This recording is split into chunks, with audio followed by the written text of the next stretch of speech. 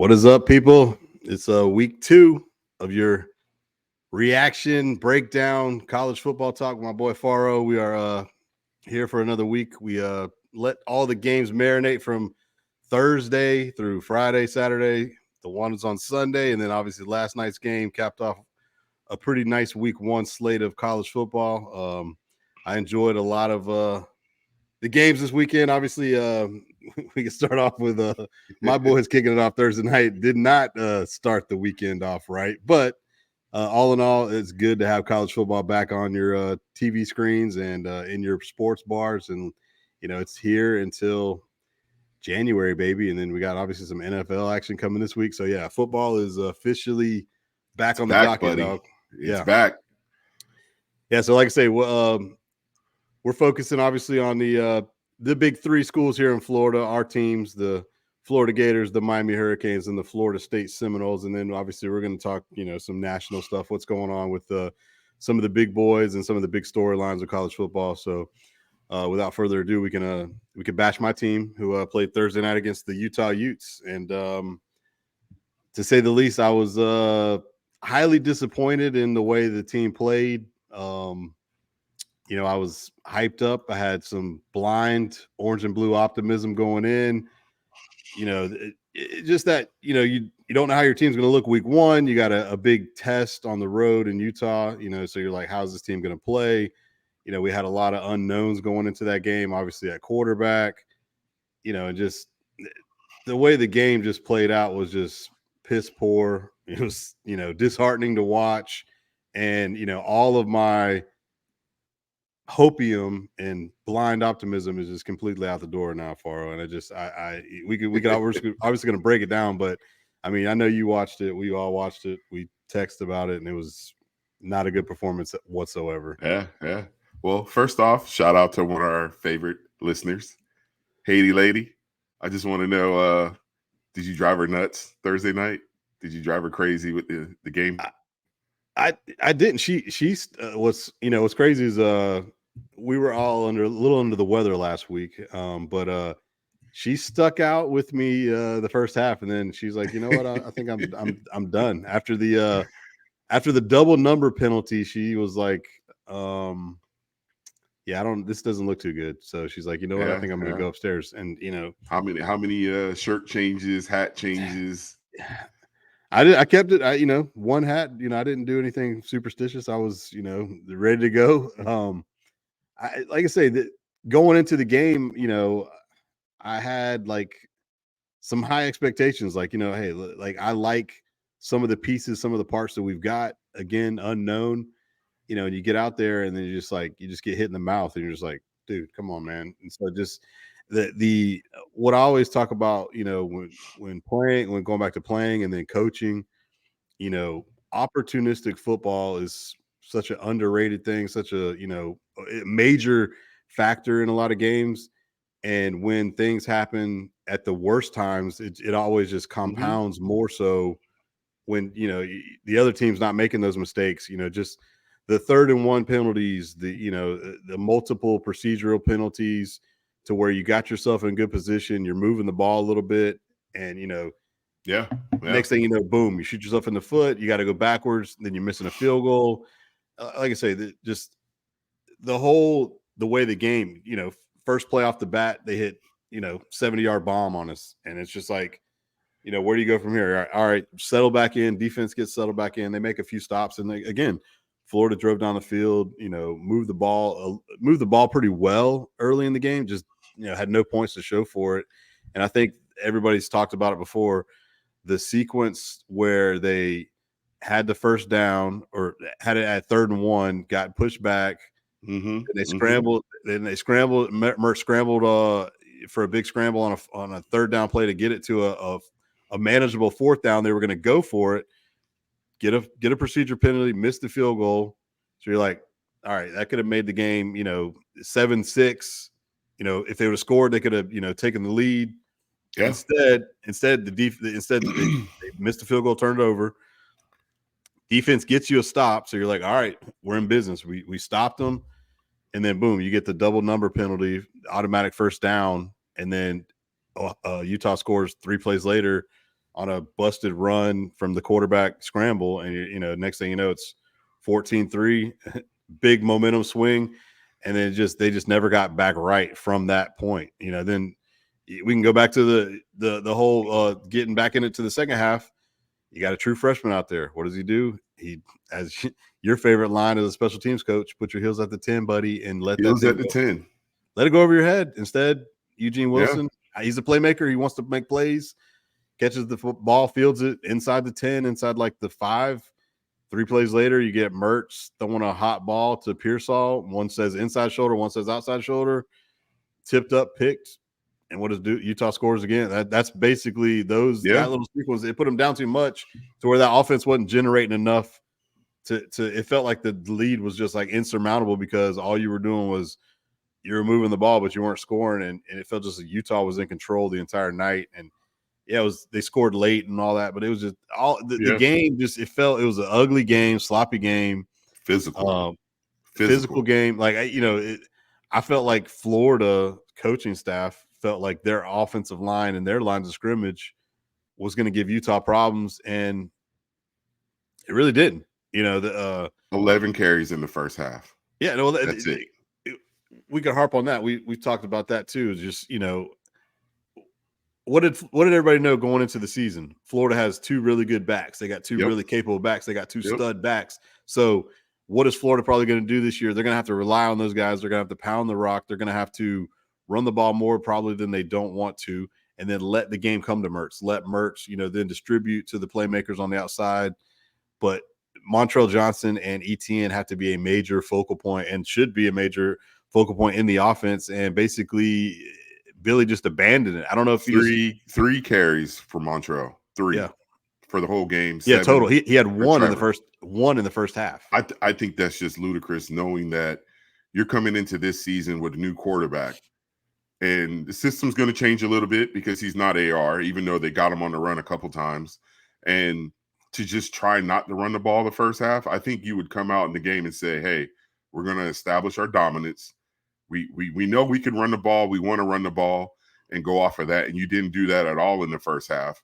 And to backpedal back to the beginning of the game, like you said, I'm thinking the safety's probably like, Cam Rising's not playing. They're not going deep. I'm going to jump this easy route. And then, like you say, you give up the bomb. And then you just compound it with, they move the ball between the 20s, and then you get in the red zone and you get penalties. That was pretty much the theme of every game this weekend I watched, was penalties and when you don't need them, and drops, and go on and on and on. And I just didn't understand the game plan for the Gators. I just didn't understand it. Yeah. Obviously, sloppy play is going to be week 1 just because it's teams breaking in new guys.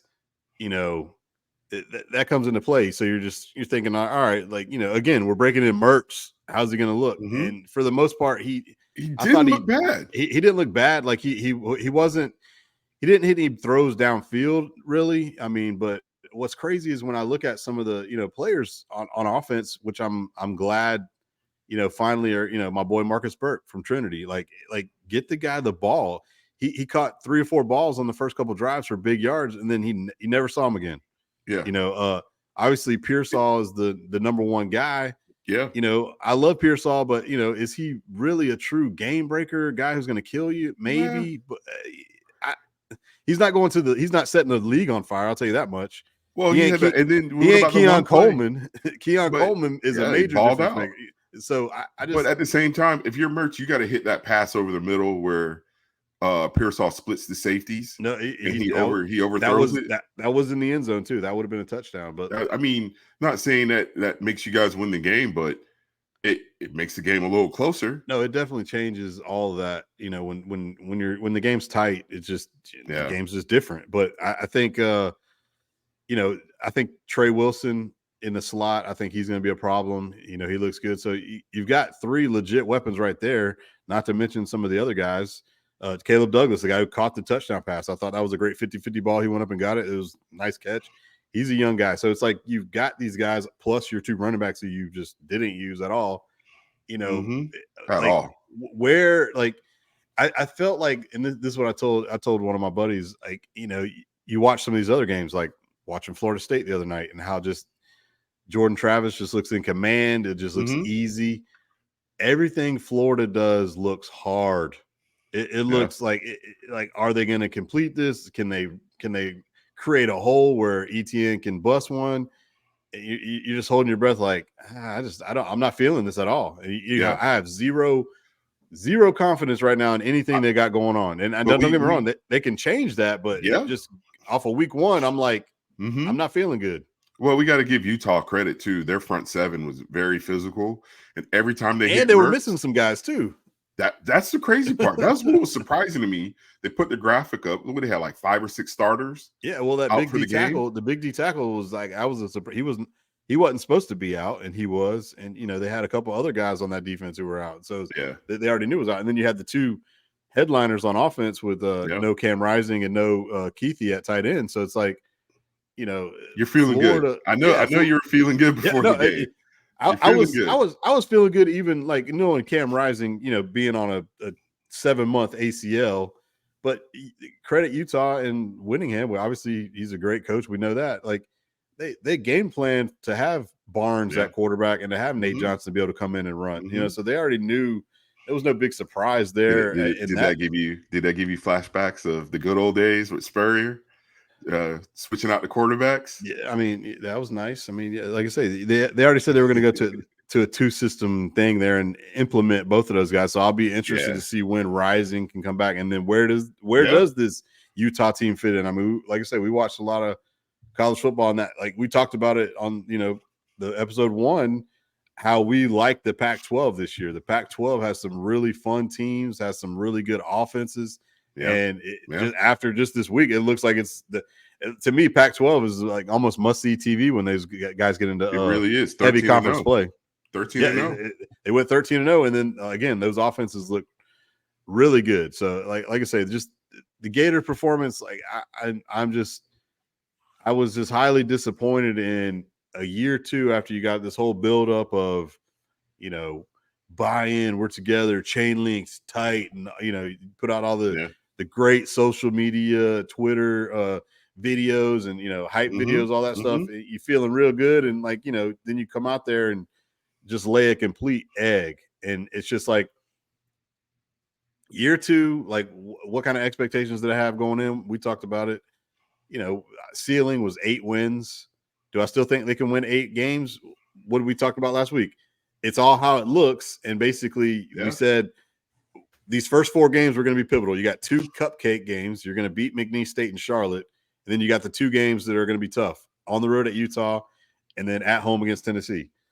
So I know they're going to beat McNeese State this week. It doesn't even care. But in order to get me back and really get me good feeling again is like, how are you going to perform after you had this shit the bed moment in Utah against Tennessee? Like that's what it all comes down to. So like, can you change my mind? Can you change Gator fans' mind that this team will be better? They are going to get better. They are going to make the proper adjustments and improvements and run the ball, do what they need to do, not get penalties. And then can you beat a Tennessee team? And my question is, I don't know. Like I say, I have zero confidence right now. Yeah. Well, as a coach, the biggest jump is from game 1 to game 2. Yep. What do they do this week to clean up the penalties? What do they do to say, hey, let's get the running game going? I know they're playing a McNeese State game, but this is a week where you say, hey, big boys up front, we got to depend on you to get this running game. We got 2 great backs in the backfield. Let's get the ball downhill, receivers and quarterback, get on sync, with the passing game. And what do you do? And then defensively, I thought the defense played decent. They gave up some plays, but they played decent. And do we get better from game 1 to game 2? Yeah. Going into game 3, which is the big one, against Tennessee. This is like that preseason game we were talking about. They get, where a lot of these teams get that little bit of warm up. Exactly. Well, and I think don't understand going into week 1 of college. It's not like the pros, where the pros have 2-3 games and those inter squad scrimmages to get timing down and to get everything down. Whereas when you're jumping into college and you got a new quarterback and you got to break him in, and you're replacing a lot of guys coming off a bad season and trying to jump to a good season, it's a big thing. But one question I do have for you is like, I'm starting to wonder, like, does Billy need to hire an OC, or will that be the excuse at the end of the year to say, hey, I didn't have an OC, I'm going to hire an OC now to keep his job one more year? Because like you say, the nation's not happy. Oh yeah, They're no, not for sure. happy. And no, the other dumbest thing on earth is not have a special teams coach. Like I don't want to hear this game changer BS that they got going on down there. Yeah, Did you know that we don't have a special teams coach? I did not know that. I did not know that. We And do just not. talking to We do not have a special teams coach. We have what they call a game changer. Like what what's the hell that is? I have the no hell that idea. is? I've never heard of that. He's in charge of like getting 2 number 3s on the field is what he's in charge of. Like Well, when you have, everyone has double numbers. The yeah, biggest thing, especially if Marshall's already on the field, you're telling the other guy, hey, you got to put this jersey on that says 47.99 or whatever. like that's such a dumb thing too. Like to have to change jerseys and shoulder pad. Like No. What Miami does, they just have like Restrepo or Michael Irvin's number 47. They just right. put it over him. He goes out there, catches the punt or whatever, and time I before got you. offense goes on field, they just rip it off of him. But other teams are doing that. Like, you just got to be conscious and know that No, you can't have two guys with the same number. Well, I sent you the graphic too. They did it again. Yeah, it happened twice. Yeah, it's hot. What is the game changer coach doing? What the hell is he doing? Coach. They got like 60 coaches, man. Like he's getting hot dogs with the chain gang. I attempted to be on Napier or on Mullen's staff when Keewan and those guys and Vernell were there. I attempted to go down to Gainesville and be on staff doing something in recruiting. Like hell, he's got 60 guys down there. Napier does his army, his alligator army, and they can't even get it right that Jason Marshall's on there with Trey Wilson, and then. Who else was the other one was Human Yellen, the defensive end, number 1, and Pearsall. Yeah, 2 number 1s on the field. That was late in the game, and they literally had to run those guys off, and they had 8 guys on the field goal block when in the fourth quarter. That's on coaching. Yeah, most of the game was a lot of coaching errors. Totally. You cannot. You've got to instill your discipline in those guys to basically line up right. Yeah. Be on the ball, be off the ball. Yeah. And the whole this one kept irking me too was, it's a tough place to play. I don't want to hear that. We play in the freaking SEC. We go to Tennessee. We go to LSU. We play it in Doak Campbell. You guys had that jet lag though. You don't go past the Mississippi too much. We shouldn't even have had jet lag because we left the day before because of the hurricane. We were in Dallas. So like the excuses are out the window. So I say, but it was good. But as a Gator fan, it was good to see that you guys were playing on the road somewhere. Like, I want to see more of that. No, and that's I'm tired of seeing the Citadel and all of that. I want to see the Gators playing more teams. I like non-conference. I like big game. Again, being in coaching and playing.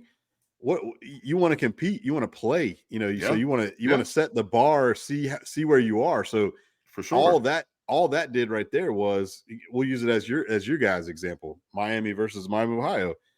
Florida played Utah. So like, okay, if Utah is a top 15 team, top 25, top 10, whatever, where are we at? And then obviously it showed we ain't there. So then, Miami, Ohio, you're like, okay, we feel like we got a little something here down in Coral Gables. We played well. We dominated. Now, you guess what? The next week, you get to go compete against one of the top teams. Now you get to really see where it is. That I love that. So I like the fact that you got to go out and play some of these games, kind of like Florida State and LSU. That was, so enough talk about my boys. Like I say, I'm done. McNeese State, they better score 70. Like, but you could score 70 ugly though and not clean things up and still have for sure penalties and all of that. And just because 70, you're bigger, faster, stronger. Well, dude, they played some team, Tarleton State, McNeese did, and they lost they put up 56. Tarleton State. Yeah. They're like, that's like when you play the NCAA game. That's like you're playing that team that's like the purple uniforms and it just says like FCS 1. That's it. That's who they played. I thought you were going to say Bishop Sycamore versus IMG. That's where it was at. That's where it was Yeah, at. yeah, That's where it's yeah. at. All right, dog. Well, like I say, your boys, I thought they looked pretty impressive. I mean, again, you can't take much from, in my opinion, Miami of Ohio, No, but I mean, I mean, I as a can, I can. I mean, yeah, after last season, yeah, I was looking forward to seeing how we came out, how the game started off. You know, a little slight rain delay, lightning delay to kick the game off, and they came out, they ran the ball. The offensive line was firing off the ball. You know, still some mistakes on the offensive line as well in the Miami game, but it was good to see push. Good to see linemen pushing guys 4 or 5 yards down the field, and not we're all standing at the line of scrimmage. And you know, got Kobe Young started quick with a quick screen for a touchdown. yeah, You know, everything in that game, like you say, really not much to talk about, but everything in that game, I like what I saw. You know, we got 14 freshmen played in that game. That's the kind of game you want. They yeah. play a lot of guys. I thought Mark Fletcher looked pretty good at the Mark running Fletcher back. looked real good. You know, Yeah, big guy, big running back. Like I say, it all came down to me. For me, can we run the football? We had almost 300 yards rushing. All 4 backs got equal amount of touches. That was a good thing. You know, Van Dyke, you know, he got the offense moving. Yeah, he threw a pass that you were like, oh, come on, TVD. That's not a good one, but you yeah. He know, didn't see that guy. It was kind of when he threw it. I was like, that's such a lazy ball, dude. And then you see yeah, the guy yeah. underneath. It was He just, just thought he was running free. yeah, he did. He thought he was crossing over on a deep crosser, and just like the corner Yeah. bailed off, and like I was Mm-hmm. like, you threw that too lazy. But I mean, other than that, he missed like 5 balls, so he was pretty Yeah, efficient. it was an efficient game. It was an Yeah, no, efficient game. They ran the I agree. football. The defense, I love the little trash talk by Little Gabbert to get the defense riled up. Right, You know, because even last year, anyone Gabbert. said anything about the Canes, they're just like, oh, okay, I guess we're out here. But you know, like I say, the front four came out and they played. And I know I said their name wrong last week, but I guess is Maanoa, the Maanoa brothers is Oh, that's okay. how I heard how it was said. But Kiko at linebacker, that's what we needed. We need a veteran middle linebacker to come out and play. He balled out. Little brother at right tackle dominated some guys. So, and then, like I say, Ruben Bain being on the field early, getting off, and Mesidor. So, you know, the front 4 look good. The front 7, I should say, the corners, we'll see coming up this week with a better test, because when you're Yeah, getting pressure on the quarterback and hitting the quarterback, you can't really tell what the secondary is doing. So we got a tough matchup this week. Hopefully we come out, we're ready, and we give a better performance than we did last year. To be yeah, honest with you, I just hope yeah. we're able to run the football. That game was ugly. It was like it wasn't a blowout, It but it was a was just like boring game. Just it say was. it was a boring game. It was. It was the fact that, like you said, your offense just couldn't generate anything going into that Anything, game, and anything. it like bogged the game down for sure, and Yeah. just Yeah, yeah. I'm excited to see the guys, you know, come out this week. Like they kept it pretty simple. Even like just throwing the ball, they threw a lot of screens, a lot of crossing routes. I didn't see a lot of the guys I expected to see out at wide receiver. You know, they pretty much stuck with Young and Restrepo and Horton. Um, Hopefully Elijah Arroyo will be back at tight end. We could get him and Skinner going. We had the 20-year senior McCormick out there. The one thing I did like was seeing Pancake Honcho out there at tight end, you know, as a seventh blocker out there. We had right. like 6-7 guys, you know, linemen Pancake out on the Honcho. field at the same time. Like Yeah, Mario's like, we're going to run the football, even if we got to put 2 extra linemen out there, yeah, which they did. So, you know, it was encouraging. Now, what do we do this week? Do yeah, you get up for a 3:30 game at home? yeah. I mean, that's bottom line is it shouldn't be hard to get up. You got the prime You, time. exactly, You got that middle prime time slot. 3:30 games exactly. always big time. You're playing a SEC opponent. Mm-hmm. A team that beat you last year. Yeah, A exactly. team that, in my opinion, is I like Texas A&M in that West this year. Obviously we liked Bama, and then everybody was in love with LSU. Obviously LSU showed us who they. I still like LSU. I mean, it's one Yeah. game against a good Florida State team. No, I agree, but we'll get in more on how I feel about Yeah, LSU when we talk yeah, about them. But for sure. I think I This is don't a know if statement game for Mario. This is a statement game. yeah. But going back to LSU, I feel like they're cooked. I feel like they're done. But like I say, we'll talk about that in a second. But no, Yeah. I definitely obviously the key to the game is you got to get after Wegman. He slung it around against Mm-hmm. New Mexico. I love the marriage now with Jimbo bringing in our boy Bobby as the OC, and Yeah. just it seems like that offense was humming on all cylinders. Obviously, they played New Mexico, so go figure. They weren't going to have a problem. But Wegman kind of he lit it up. He had 5 TDs. Even Yeah. Max Johnson came in and threw one. Can we get pressure on him, and can our DBs hold up against their big receivers? Yeah, I love Evan Stewart. I wanted Evan Stewart at Florida so freaking bad. He had And little Muhammad's still there. yeah, and he only had 3 catches and a touchdown. Right. So Exactly. Noah Thomas was another guy who I saw on the 7-on-7 circuit. He's a big, tall receiver.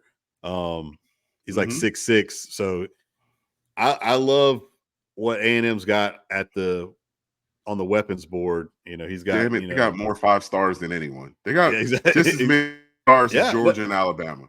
no, Even with 100%. guys leaving, they still 100%. got Yeah, a bunch of 5 they had stars. they had a ton of guys transfer out, but then they had a lot of guys stay. And Jimbo's Yeah. done a hell of a job recruiting. So expectation level is high for A&M. For So sure. this is a team where, like, say Miami, come out. Can you make a statement? Can you get a big win? Can we run the football, and can Tyler make the plays that needs to be played? Everyone kept saying last week, we're going vertical, we're going vertical, we're going vertical. I think they threw 2 vertical passes. One was a incomplete. Well, both were incomplete, I think. No, he had 1 pass to Restrepo, 1 was incomplete. It was raining, so they definitely didn't want to put the ball out there too much. So we'll see. Like I say, it was encouraging to see this past weekend. Now, can that same offensive line stay on their blocks? Because a lot of them lost their blocks on some plays, but we're just bigger, faster, stronger than Miami of Ohio. That's all what it is. Can they do that against a very aggressive, very talented Texas A&M front four? Yeah. Do they get blown back? And going back to talking about Petrino getting hired by Jimbo, well, that's something a coach that calls plays had to do. And like you say, going back to the Florida thing, Yeah. will No, Billy do the same thing? Yeah, I feel like at first, I liked, when Mullen called plays for us because I felt like he's a good play caller. I like some of the play design and some of the scheme that Billy does, but I almost feel like we do need a singular guy just to be like in charge of that offense, so he can basically or co OC. right. Yeah, no, I would definitely going back to that. I'm definitely leaning towards he needs to hire an OC. And obviously, can he find we'll someone see. he trusts? Yeah, we'll see as the season goes on, and then we can harp on that more and more as it'll be like, we in 2 weeks against Tennessee, I'll be like, yeah, Favre, he needs to hire an OC and he needs to fire himself, or he needs, we're going to be all right. It's going to be, we might be all right, or it's going to be, So I'm super excited about that A&M Hurricane matchup this Saturday. Definitely one of the top, for sure. definitely one, I don't even definitely one what's of the top line games in that game.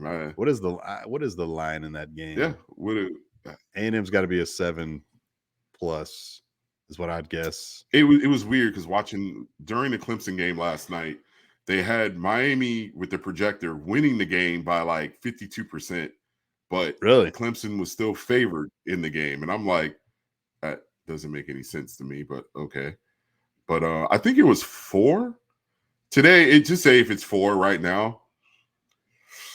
Whew, I just, as much as I want to take my boys, they got to show me first. Like I say, after last season, all the hype, they got to show me first. Like right now, I'm probably picking A&M to win the game. Yeah, and that hurts to say that. I'm wait and see. I'm wait and see. It's a 4. Yeah. A&M's favored by 4.5. Okay. Who are you taking? I'm taking the Aggies just because, like you say, Miami's got to show me that they could do that. That they can win a home game, a road game, or whatever against a big time school, big time power team, a ranked team. A&M was Jekyll and Hyde last year. They were good at some games. It's in Miami, so that's what I'm saying. I'm just saying they got to win a home or road game. But I think just I'm basically going off of the hype of what I think A&M's got. And now the question is, can they put it all together?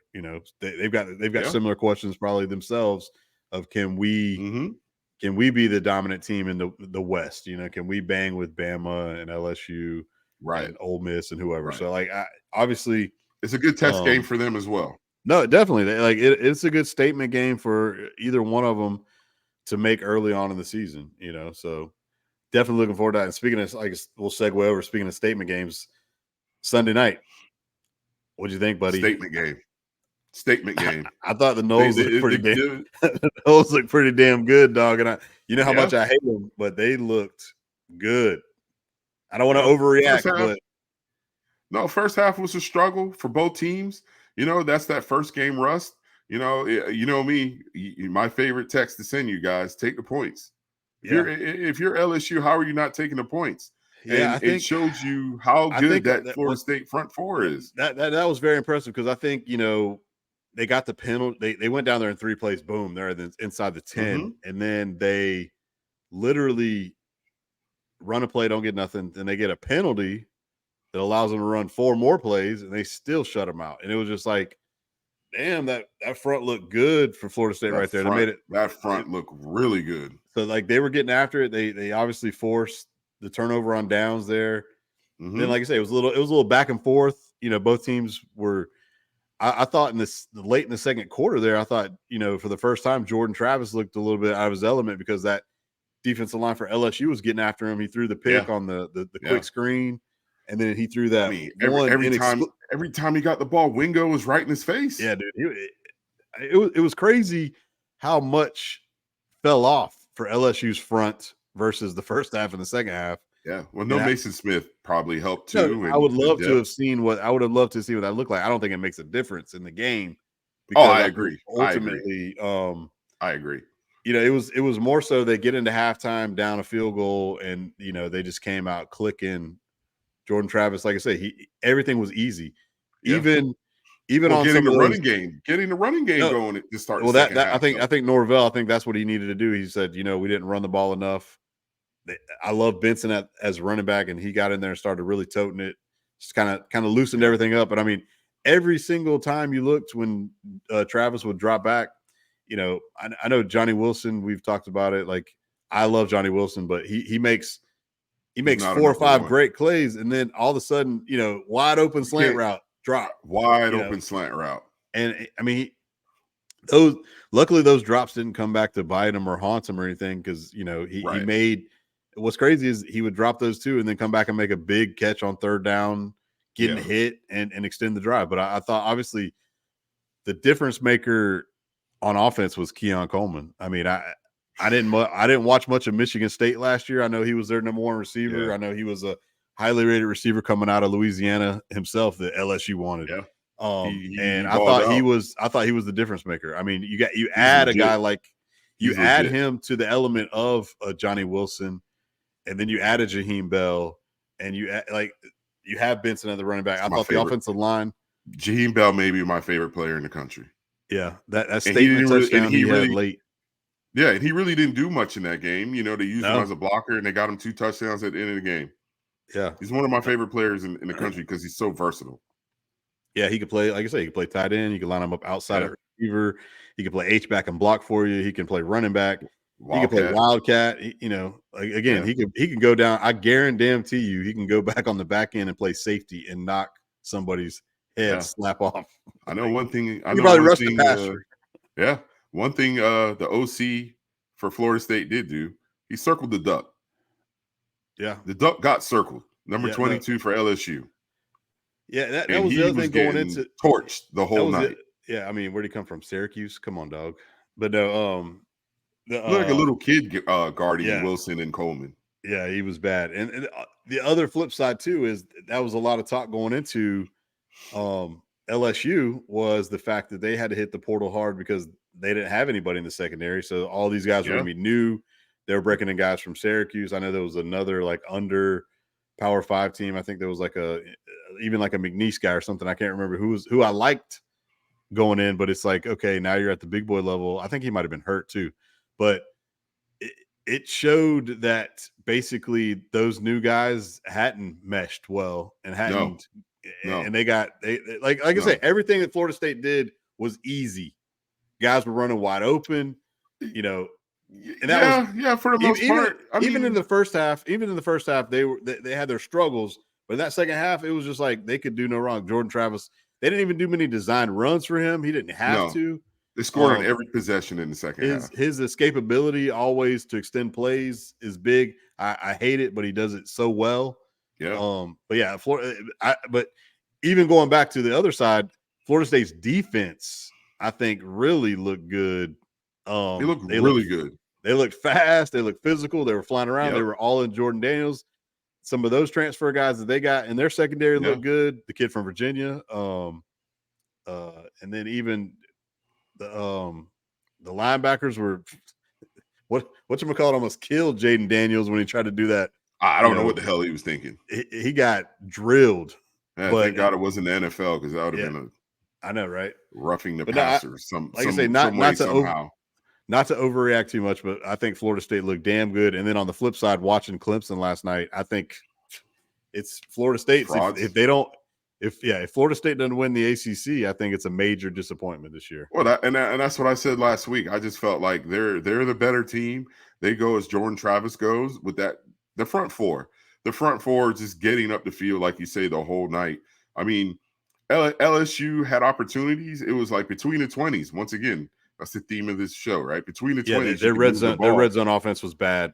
It was like bad. Florida's, Clemson's last night. Yeah, it was terrible. I mean, the one thing is, like you said, Jordan Travis got the ship righted. Both quarterbacks in the first half, you would have thought they were. It's like going into the game, you're like, we're happy. We both got veteran quarterbacks that should come out and make plays. And then the first half, you're like, man, these guys. And then the second half, like you said, they both turned it on. But Jordan Travis was the one that was able to make plays and get the ball to Coleman. He was putting the ball in some spots. That touchdown in the right end zone for Coleman. 50-50 balls, and he was going to get them. 50-50, that was like a 90-10. Yeah, I'm just saying, allegedly, it's an allegedly 50-50 ball. But it was like, no, this is my ball. No, there was a lot of drops. There was a lot of drops in this game between both teams. That was the one key sequence in the second half. It was after, I think, when Lacey dropped the ball on that. Yes, the slant route. But I was going to go to the drive before that. LSU's D held them, and it was a 4th and 2 call. Mm-hmm. And I think Norvell dialed up a perfect play call because you know how aggressive LSU likes to get. They got Tufele out in the flats, and then he made everybody miss and was And then Harold Perkins almost slung him 10 yards into the end zone. But that play finally got him on top.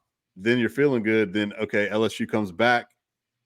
Jaden Daniels throws a dime ball to Lacey on a slant route where when you looked at the all 22 up over the top, it was nobody out there. So if he catches that, it's probably 6. Yeah. Then LSU's back on top instead. They get the stop, and then boom, Florida State goes back down and scores again. And then your best receiver, Neighbors, really doesn't do much. I mean, like you say, Florida State's playing. I am not a Neighbors guy. Here's us talking about LSU earlier too. How you think they'll bounce back? I am not impressed with LSU's offensive playmakers. Like their receiver, they're not the greatest. Their running back. That is not an LSU running back room that we are like. Man, they got. Like, name a guy. No. Like, I know the Emory guy was hurt, but even him, I'm like, is he like? It's not what they've had before. And then going to the receivers, like Malik Neighbors, left a little less to be desired. They had some of those other guys. Yeah, 11 had a touchdown catch later, but he also had a drop, really bad drop. Lacey had a drop. I'm not sold on the LSU skills. Now, obviously. They got shellacked in the second half. They got whooped. So looking forward, fast forwarding them. Fast forwarding to LSU, I'm just like, the reason why I say they're cooked. When I mean they're cooked is their playoff chance, their SEC chance. To me, the margin now is so slim, very slim. Where I know they're going to lose another game. They might lose 2 or 3 games. I feel like played in the SEC West. Yeah, I mean, you got to think they're going to Tuscaloosa this year. Daniels. Let's put it like this: for them to get to the playoffs, Daniels is going to have a Heisman type rest of the year. Yeah, and I don't see it, and they go as he goes, and he just I mean, we know he could run the ball, he could escape, but at the same time, those guys got to catch the football. They just got to catch the football and Well, make he plays. really couldn't get loose on Florida No, State. no. They did a good job on him But scrambling around. that's what I'm saying. That is one of the best defensive lines in the country. Yeah. No, I'm not gonna lie. It is led by Verse and Fisk and those guys. I mean, and they're just rolling in guys, and you're just like, man, that front seven is.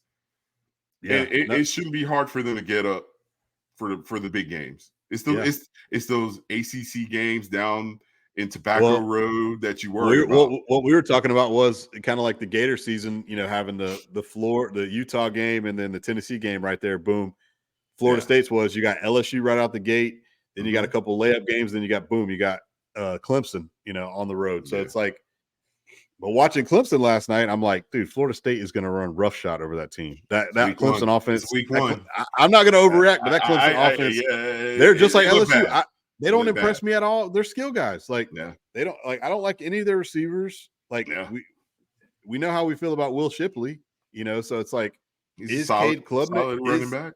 He's good, but I mean, is he Trevor Etienne? Or he's Travis Etienne? Oh yeah. What about that tweet? Yeah, it was a joke. It's a joke. I mean, it's a joke. It is funny. It was pretty funny. It was pretty funny. It is funny. But I mean, hey, in case people don't know what we're talking about, Trevor Etienne made a tweet about his brother. No, Travis. Trevor, Trevor. It's all the one that plays for the Jags. Made a tweet.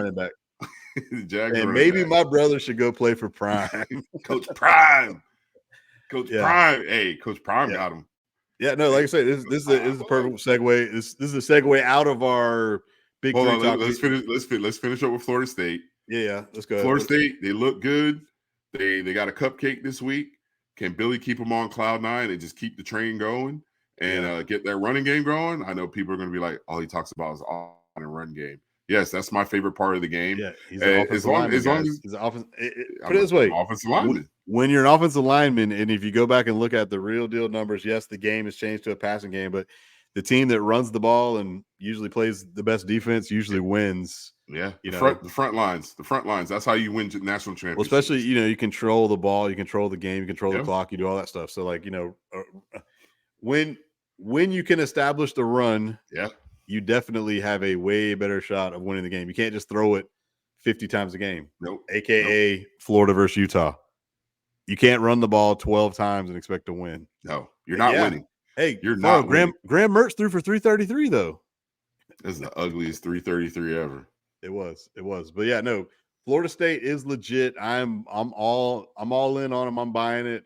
I hate it, but it is what it is. Major statements set. Yeah, but this is where Billy. I keep saying Mikey, Billy. Mikey. This is where Mike could move up in the top coaches in the country. Can you keep your guys focused on the prize? Because, like I say, that's the challenge. On the road to one of these ACC schools, all it takes is you go up there. Maybe the Duke game now. I don't know. I mean, Duke's going to be tough. Yeah. They just come out tough. They should beat Duke. But one thing Mike Elko is going to do is get his guys ready to play. And you saw that last night. It was ugly, but guess what? They won the game. They don't give a damn how they win the game. Yeah, ugly, pretty, whatever. Yeah, so can Mike keep the guys focused on, hey, this is the prize, and this is their year. This is their year to do it. This is why a bunch of those guys came back, because this is their year. Yeah. No, I agree. Like I say, we'll segue out of our big three talk, and then I guess scratch the surface on what we thought was obviously the biggest story the whole weekend, besides Florida State making a statement, was obviously prime time. Deion Sanders and the Colorado Buffaloes, baby. Like, definitely highly impressed. They shocked me. Put it this way. Everybody's out there like, oh, there's a bunch of haters. Nobody believed it. Like, no, I love Deion. I love what Deion did at Jackson State. I love the fact that he knows how to recruit. I love the fact that, you can basically look at your roster and say, this roster stinks. Yeah. Let me go to flip 80 guys. Yeah, to flip 80 guys. Win, to get a big win on the road. Yeah, definitely. And here's what, let's not get lost in it. Like, Shedeur Sanders was a 4-star top recruit who had everybody, Bama, Georgia, Ohio State, they all wanted him to come there. He went with his dad to Jackson State and balled out there. Travis Hunter was the number one player in the country, offensive. Like when I saw the kid in high school, I was like, this kid's amazing. He was probably one of the best players I've ever seen ever, I'm like, what is he better at? Receiver, DB? I mean, I think he's elite, obviously, at both positions. But so like they've got some dudes 140 plays. Yeah. Technically 117, but he was on the field. You throw in the procedure penalties and all of that. Yeah. Sponge.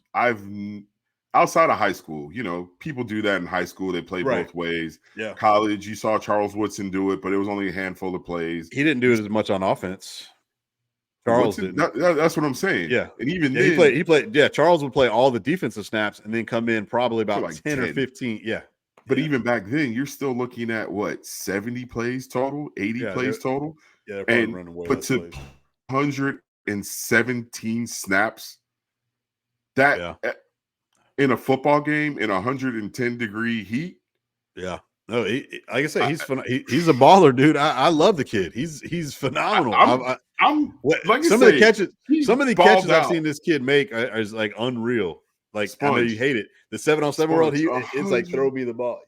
I know that pick he had, and to be fresh for a whole game in the heat, opening week, 117 plays is like I don't even know what to equate it to in a college game when you're running up and down the field in a shootout. It's like I say that Dylan Edwards looked freaking phenomenal at running back. Four players with 100 yards. Yeah, no, like I say, the offense was unreal. I was like surprised. It was humming. Like, and that's what I'm saying. They made it look easy. So like, this is all new guys working together. Did you hear his story or why? He was on McAfee yesterday, and he said that Shador had a chip on his shoulder because from Bryles. Yeah, because Bryles kind of shunned him back in the day when he was recruited. He wanted to make a statement. I heard that part, and then, but still, just because your quarterback's home and like all that gelling, like this goes back to Graham Mertz with playmakers. So if you were to go XYZ, like say, Dylan Edwards versus Trevor Etienne, is there a difference in player? Are they about the same? The receiver X versus all the way down the roster. They found creative ways to get their guys the ball. Yeah, and like I say, those guys that they got in the portal, they were all on offense. Mm-hmm. Two of them were USF former receivers. One was an Auburn former receiver, and then defensively they got all kinds of mixed up. But here's my biggest takeaway too, like totally impressed with the game. They pulled it out. They win. Let's just play devil's advocate here, though. Like the game was still in doubt and still tight. What are we saying if somehow TCU wins that game and all that happened, but they, Colorado loses? Now, granted, it didn't happen, but like, are we talking less? I mean, we're still talking about it because it was like, they almost did it. They're a 20-point underdog.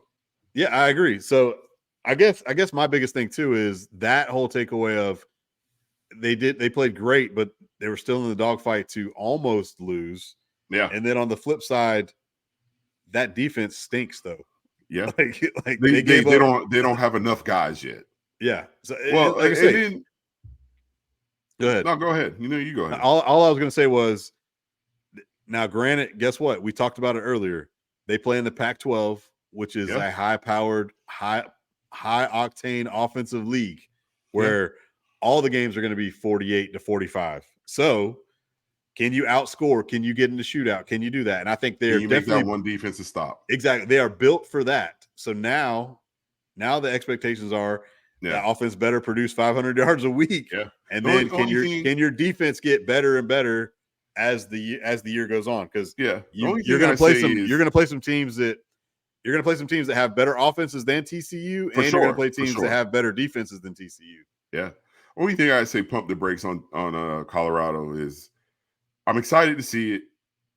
Wasn't Coach Prime, people don't like how he does things, but at the same time, he's doing it. He's doing it unconventional to most people's standards, but he's doing it. I guess we should have known it's going to be tough when TCU loses their top playmakers and Quentin Johnston, and you lose your quarterback Max Duggan. Yeah. Running backs are gone, but they were ranked 17th. They came in ranked 17th. They played in the championship game. They lost a lot of guys, and hey, tip your cap to Colorado. Yeah. They're going to win more than one game this season. There you go. And they're going that to win. right there is they're going over. They're going over on that total win total of 3.5 too, buddy. And guess what? That's an improvement. Yeah, that's an improvement, and that's all you want. And after this season, guess what? There are going to be more guys in the portal trying to get to Colorado. No, that's what I'm saying. More top recruits. And I think that's what a lot of so-called experts or whoever, me and you were experts. We felt like it would take that year two to where we're going to show you some success. Yeah. You're gonna be like, oh, they are doing, and then year 2, year 3, and whatever would continue the growth. Once they solidify those lines of scrimmage, I mean, even he said it after the game. Coach Prime knows once he gets the big boys up front that could block to where they could truly run the ball, and the big boys up front on the defensive line that could create havoc for those Pac-12. Well, it'll be Big 10 next year. Big 12, yeah. Yeah, Big 12, yeah, whatever. Once they be able to, disrupt the quarterback on the defensive end, they're going to be better. And like I say, they're going to get those guys. It's no secret. Kids want to go and play for Coach Prime. Oh, yeah. He promotes the hell out of them. When you watch the videos of them at practice, they got their Twitter handles on the back of their jerseys. And they're pumping out content, and kids love content. So kids are going to be like, even if they go there and say, I'm going to give it a try, it didn't work out, you get the one free year to transfer. Yeah, so totally.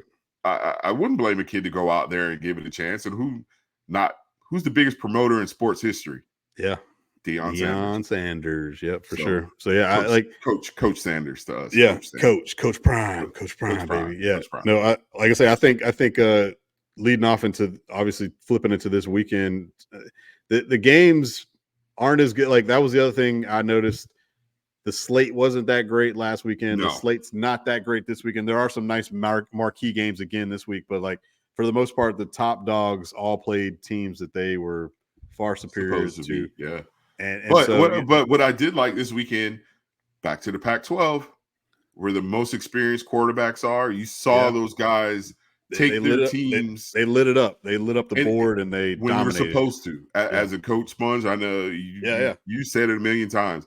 If there's a team across from you that you're supposed to dominate, yes, we dominate those guys. And when you looked at Oregon State, DJU, they beat San Jose State, Washington, Bo Oregon, USC. Dude, I watched that Washington game in Penix. I think it's just weird being a lefty, seeing a lefty throw the ball. Yeah, no, he definitely has that weird throwing motion. But and they played Boise State, so it wasn't like they were playing like they weren't playing like a Portland State like Oregon. And he was out there throwing dimes. Yeah, Penix was spinning that thing, man. I'm not like Washington. Washington's nice. Like, but again, I feel like the Pac-12 is going to cannibalize each other, and they're going to beat each other up. You're going to be like, dang, this could have been fun. This could have been fun. This could have been fun seeing one of those offenses against the SEC defense. Yeah. Well, like I said, I guess we'll see what happens, but I think it's going to be fun to watch regardless. But yeah, as far as this week's games, like the obviously besides the Florida McNeese State game, we talked about Texas A&M and Miami, and obviously Florida State's playing Southern Miss. So the only other games that are appetizing, appealing to me this week is obviously you got to see what Deion does in week 2, going home.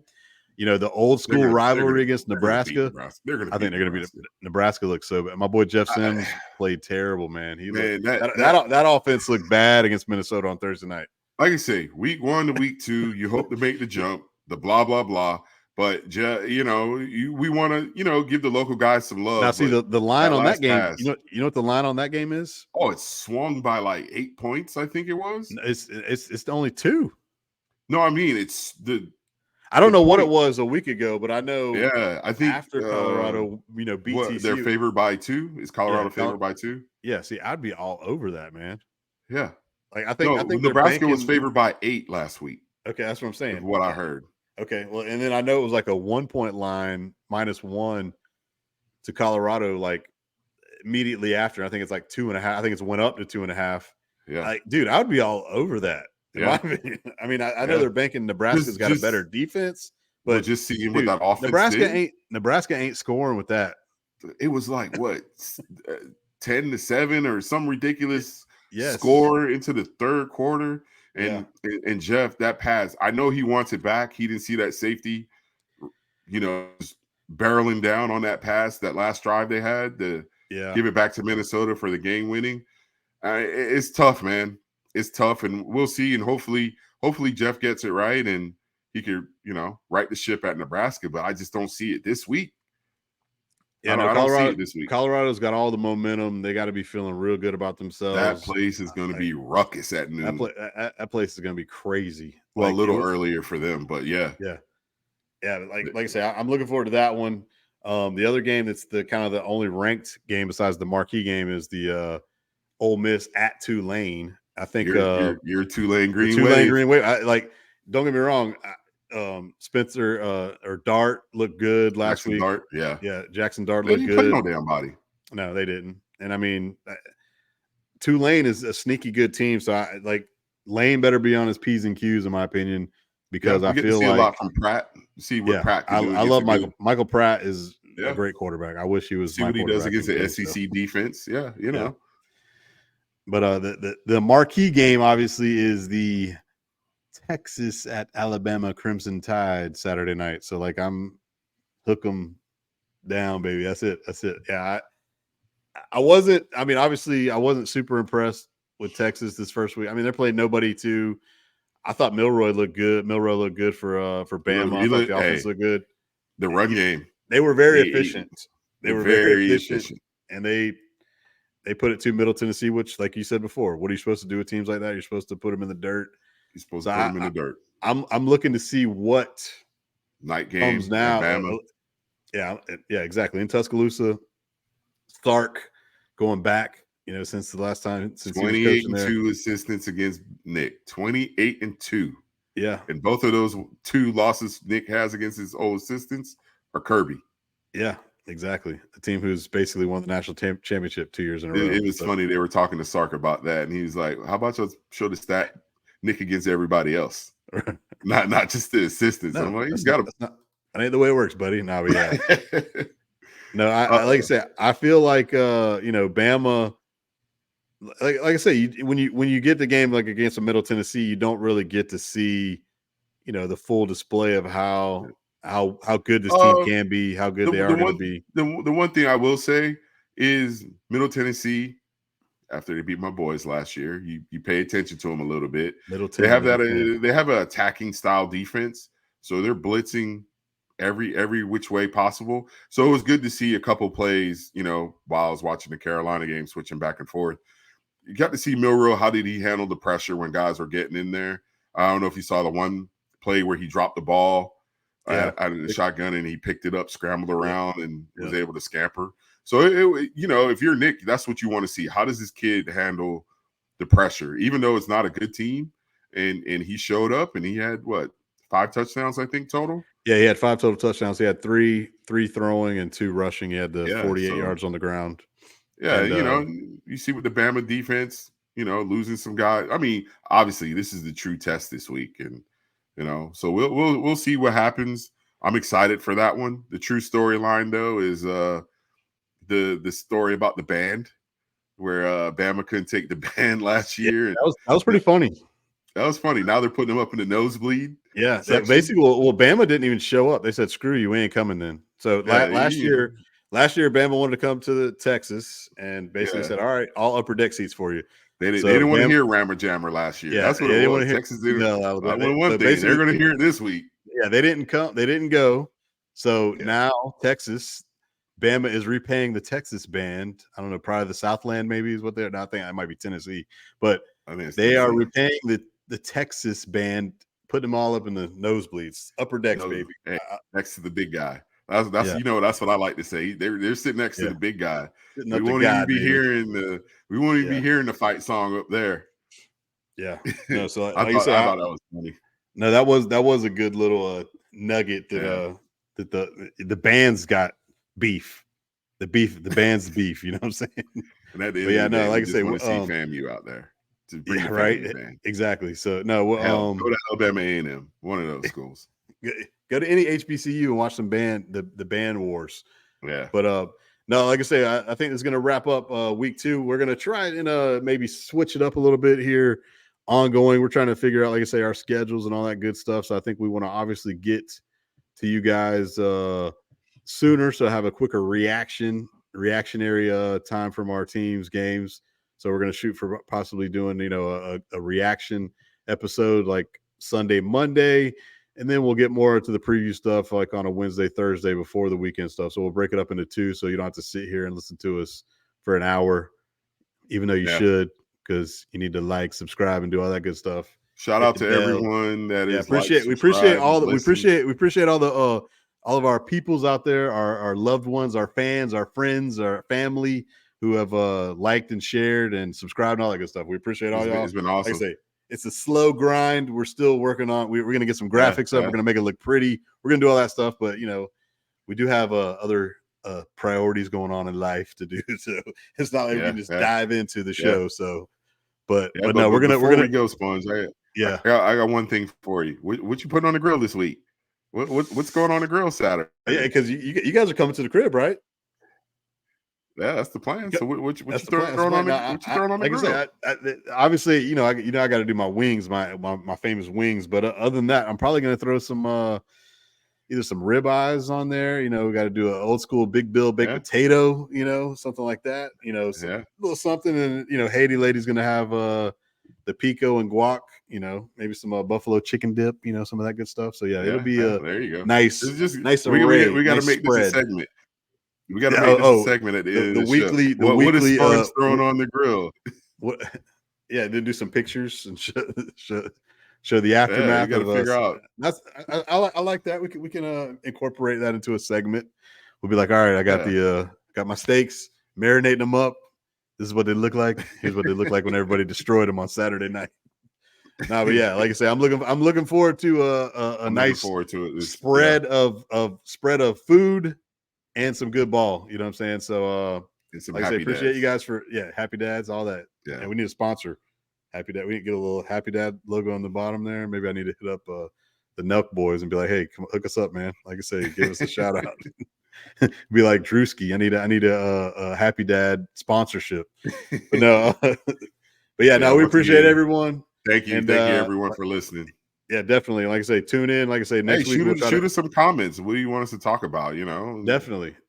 We can get hit us up. Tell us we're crazy for picking the Knowles or whatever. It's like I want to retrace my pick and not pick Clemson to win the ACC, but I digress. I got them winning it too. If that makes you feel better. So but at least we had them in the game still. So maybe Clemson turns it around and does something, but I don't see it. But no, we like I say, shout out to everyone, and like I say, tune in.